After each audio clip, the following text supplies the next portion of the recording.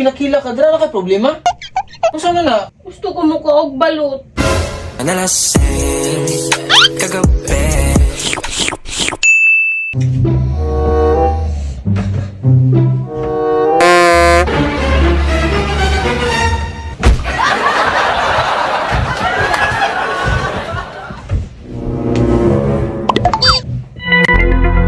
Unsa ka? Pinunsa ka ba? Nagilak-hilak ka, dira na kay problema? Unsa man na katong storya? Unsa man na? Gusto ko mo og balot. Kamay mo na yung problema. Yan ang amunal makadawong. Ang ko balot ba? So di ko sa nang oras karon mo. Gabi nga kayo. Ugma na lang di ay. Dili ko makatulog. Kung lagi ko balot. So na klase ni tukar na po ng utok ni Muhan na katulgon kay ita. Kaya ko balot ba? Katrang pamunal oy. Padali na dayon dira.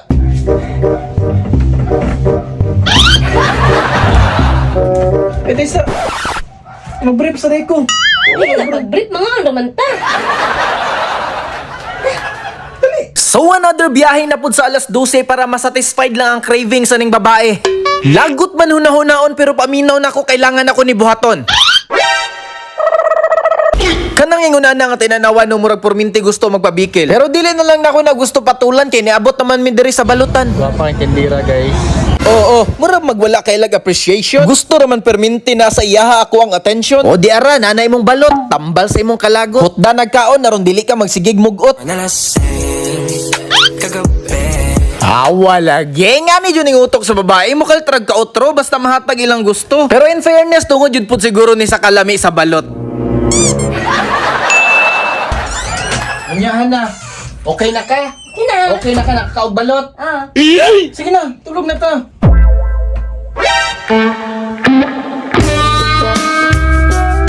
Wow.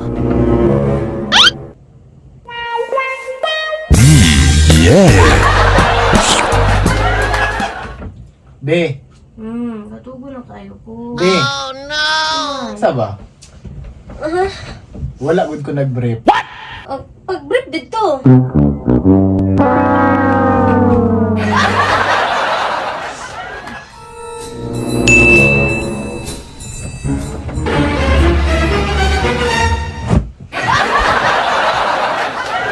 Unsa ka?